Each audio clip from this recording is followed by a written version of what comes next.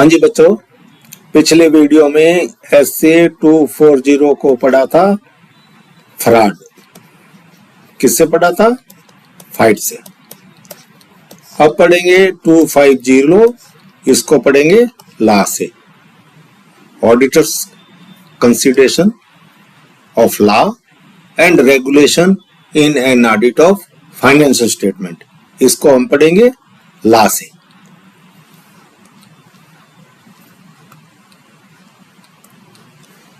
Law, identify law, avoid by law, watch for violation. इसकी हम बात करते हैं पहले इस ऐसे की कि ऑडिटर की ड्यूटी है कि वो देखे कि क्या एंटिटी लॉ एंड रेगुलेशन की पालना कर रही है या नहीं कर रही। ऑडिटर की ज्यादा रेस्पॉन्सिबिलिटी उन लॉ एंड रेगुलेशन से है जो फाइनेंशियल स्टेटमेंट को प्रभावित करते हैं, जिनसे फाइनेंशियल स्टेटमेंट मटेरियली मिसस्टेटेड हो सकते हैं। ऑडिटर की ड्यूटी उनकी अनुपालना करना नहीं है, लॉ एंड रेगुलेशन की कंप्लायंस ऑडिटर की ड्यूटी नहीं है, ये ड्यूटी है मैनेजमेंट की। और ऑडिटर की ड्यूटी है केवल चेक करना कि वो उनकी कंप्लायंस हो रही है या नहीं हो रही, या कोई वायलेशन है, और अगर वायलेशन है तो उससे फाइनेंशियल स्टेटमेंट कैसे इफेक्ट होती है और उससे ऑडिटर की ओपिनियन पे क्या इफेक्ट आएगा, क्या उनके कारण से ऑडिटर की ओपिनियन गलत तो नहीं हो जाएगी। यानी कि ऑडिटर की ओपिनियन जहां उससे इफेक्ट करती है वो वायलेशन को वो और ज्यादा ध्यान देगा। तो इस ऐसे का ऑब्जेक्टिव क्या हुआ, हमें समझ आ गया होगा कि ऑडिटर को रिकॉग्नाइज करना है non compliance with law and regulation can materially affect the financial statement.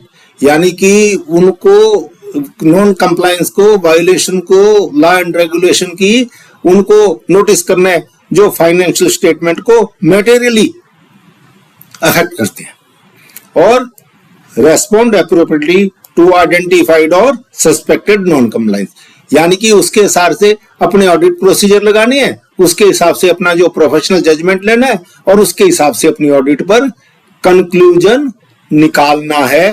Conclusion जो निकलेगा वो ऑडिट का जो रिजल्टेंट होगा वो उसकी ऑडिटर के प्रोफेशनल जजमेंट पे आधारित होगा कि इस लॉ एंड रेगुलेशन की गलती से हमारे फाइनेंशियल स्टेटमेंट पर क्या प्रभाव पड़ा। नॉन कंप्लायंस क्या होती है? एक्ट ऑफ ओमिशन और commission by the entity intentional और intentional which are contrary to law and regulation. यानी कि कोई भूल या जानबूझकर कोई गलती करना जिसके कारण से लॉ एंड रेगुलेशन की पालना नहीं होती, जो कि लॉ एंड रेगुलेशन के खिलाफ है। यानी कि लॉ एंड रेगुलेशन के खिलाफ कोई कार्रवाई करना या उसके अनुसार जो कार्रवाई की जानी चाहिए थी वो नहीं करना, ये दोनों नॉन कंप्लायंस की श्रेणी में आते हैं। रेस्पॉन्सिबल कौन होता है? हमने पहले बात की कि रेस्पॉन्सिबिलिटी जो है, प्राइमरी रेस्पॉन्सिबिलिटी वो मैनेजमेंट की है और TCWG की है। ऑडिटर का रोल तो रीजनेबल एश्योरेंस प्राप्त करना है कि वे financial statement are free from material misstatement due to non compliance. यानी कि जो भी ऐसे आता है, ऑडिटर का तो रोल रीजनेबल एश्योरेंस ऑब्टेन करना ही है। फ्रॉड में था कि फ्रॉड के कारण से नहीं है, और इसमें आएगा non compliance of law and regulation के हिसाब से नहीं है, तो ये ऑडिटर का ऑब्जेक्टिव हमारा हुआ। Why should the auditor consider law and regulation? Auditor को क्या पड़ी भैया, क्यों देखेगा कि नॉन कंप्लायंस के कारण से कुछ ऐसी हो सकती हैं कि फाइनेंशियल पेनल्टी लग जाए। फाइनेंशियल पेनल्टी लग जाएगी तो जो एंटिटी का है उसका प्रॉफिट पे इफेक्ट होगा, तो FS गलत हो गए। लाइसेंस छिन गया तो बिजनेस बंद, बिजनेस बंद तो P&L गलत, लॉस में आ जाएगी तो भी FS गलत, ये भी फाइनेंशियल। लिटिगेशन, कानूनी अड़चने आ जाएंगी, कोर्ट में केस हो जाएंगे, फिर एक्सपेंडिचर चालू हो जाएगा, तो फिर P&L इफेक्ट हो गया, फाइनेंशियल स्टेटमेंट इफेक्ट हो गए, तो ये गलत। और इससे जो है ये तीनों कारण होंगे तो मटेरियल मिस स्टेटमेंट हो जाएगी, यानी कि धंधा बंद हो गया, फाइनेंशियल पेनल्टी ज्यादा लगी, लाइसेंस गया, धंधा बंद हो गया, फाइनेंशियल पेनल्टी बहुत ज्यादा लगी तो भी धंधा बंद हो सकता है। यानी कि जिनसे उनके से ये उसकी ऑडिट की ओपिनियन है वो चेंज हो जाती है कि अब तो ये प्रॉफिट में आई है, उसके कारण से उनकी जो ट्रू एंड फेयर व्यू है वो नहीं आ पाएगा। तो इस कारण से इन सब चीजों को हम नॉन कंप्लायंस में लेंगे जो बिजनेस को अफेक्ट करती है। अब इसमें बात आई कि इनकी क्या क्या कैटेगरी हो सकती है। इसमें दो कैटेगरी हो सकती हैं, एक जो डायरेक्ट इफेक्ट करती हैं फाइनेंशियल स्टेटमेंट को, और दूसरी होती है इनडायरेक्ट इफेक्ट करती हैं।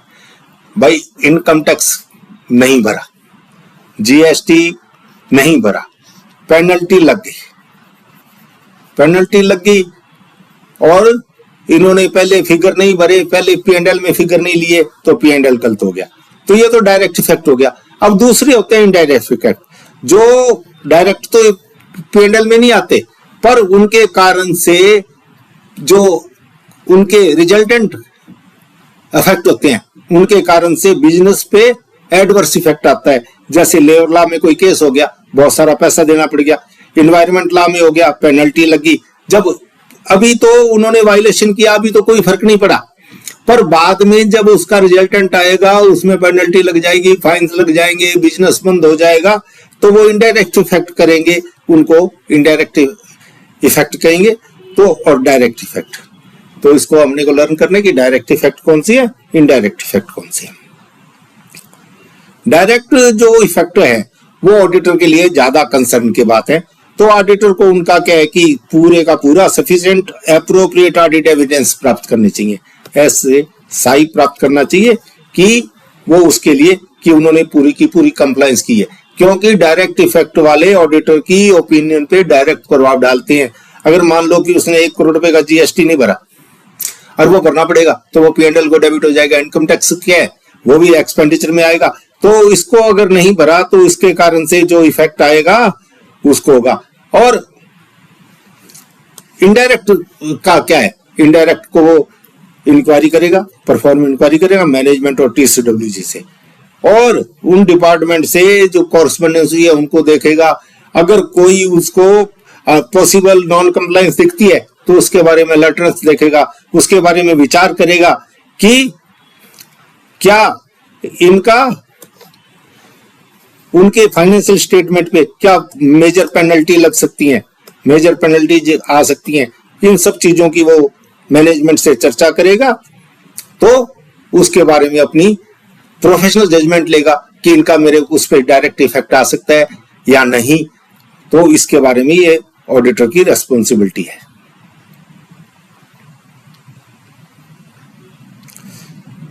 Example non compliance, not paying GST TDS, breach of SEBI guidelines, non payment of PF और ESI, इन्वायरमेंटल वायलेशन।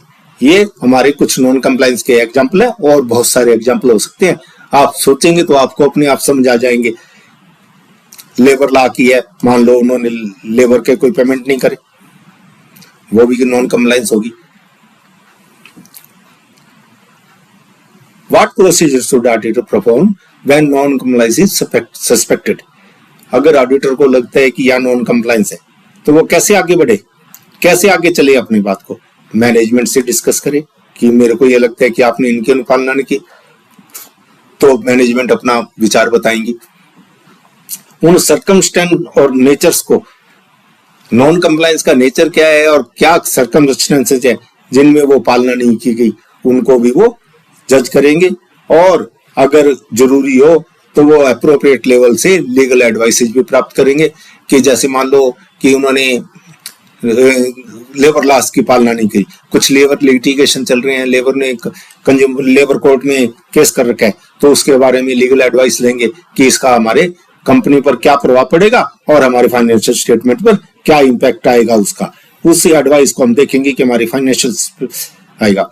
और फिर उसके बाद में अपनी रिपोर्टिंग ड्यूटी क्या बनती है उसके बारे में वो अपनी डिसाइड करेंगे, उसके बारे में अपना निर्णय करेंगे कि इसको मेरे को कैसे रिपोर्ट करना है। अगर मैनेजमेंट इंफॉर्मेशन देने से मना कर दे तो क्या करना होगा? बहुत विषय जटिल हो गया ऑडिटर के लिए कि मैनेजमेंट कह रही है मैं तो रिपोर्ट नहीं दूंगी, मैं तो इसके बारे में आपको कोई इंफॉर्मेशन प्रोवाइड नहीं कर रही, मेरे तो कोई कमी नहीं है, मेरे तो सारा कुछ सही है। तो हम उसको देखेंगे कि क्या क्या हो सकती हैं और हमारी ऑडिट ओपिनियन पे क्या प्रभाव हो सकता है।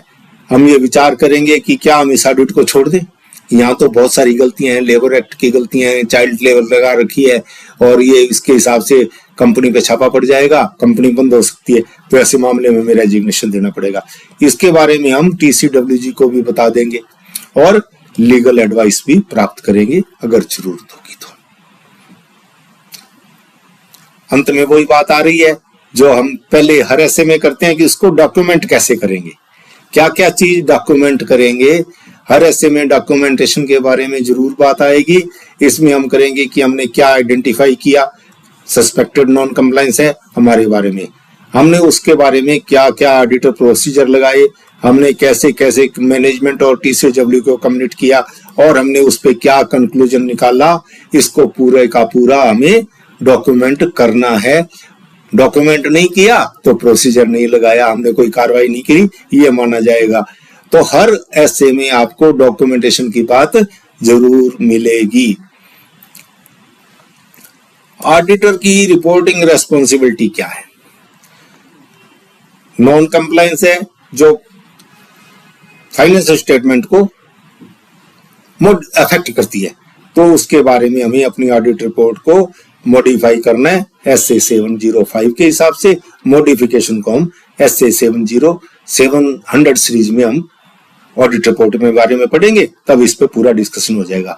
इसीलिए मैं कह रहा हूं कि हम पहले सारे ऐसे पढ़ लेंगे, तो उसके बाद में हम चैप्टर्स को करेंगे तो हमें बहुत अच्छे से समझ आ जाएंगे।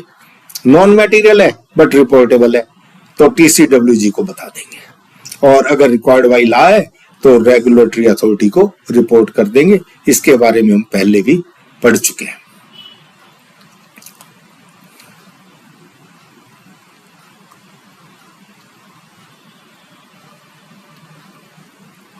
ऐसे 240 और ऐसे 250 की बात आई।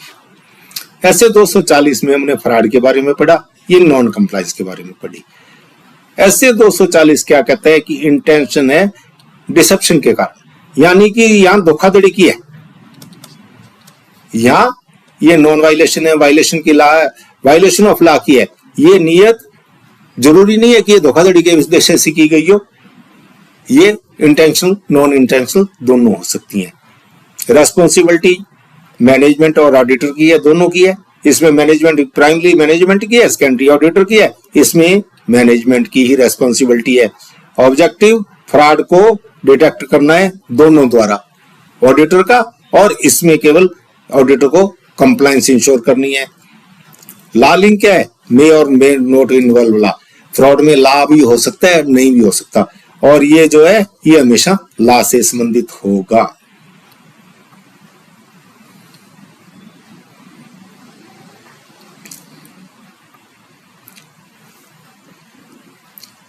ऑडिटर को अवेयर आ गया कि नॉन कंप्लायंस है। नॉन कंप्लायंस है तो वो क्या करे? अंडरस्टैंडिंग करे कि कौन से लॉ की नॉन कंप्लायंस है और उसका क्या इंपैक्ट होगा, किस पर? फाइनेंशियल स्टेटमेंट पर, ऑडिटर की ओपिनियन पर, रिपोर्ट पर। मैनेजमेंट के साथ डिस्कस करेंगे, TCWG को बताएंगे और अपने कंसीडर रिपोर्टिंग ऑब्लिगेशन को कंसीडर करके रिपोर्ट करेंगे एप्रोप्रिएट लेवल पे। अगर जरूरी हुआ तो रेगुलेटर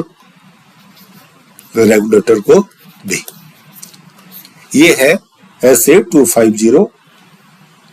तो इसके बारे में हम पूरा चर्चा कर चुके हैं, अभी इस पे हम और ज्यादा समय नहीं लगाएंगे, हमने पूरा का पूरा डिटेल में कर लिया। जो ये बातें नीचे लिखी हुई हैं ये सारी की सारी हम ऊपर चर्चा कर चुके हैं। और अब हम आगे चलेंगे अगले वीडियो में SA 260।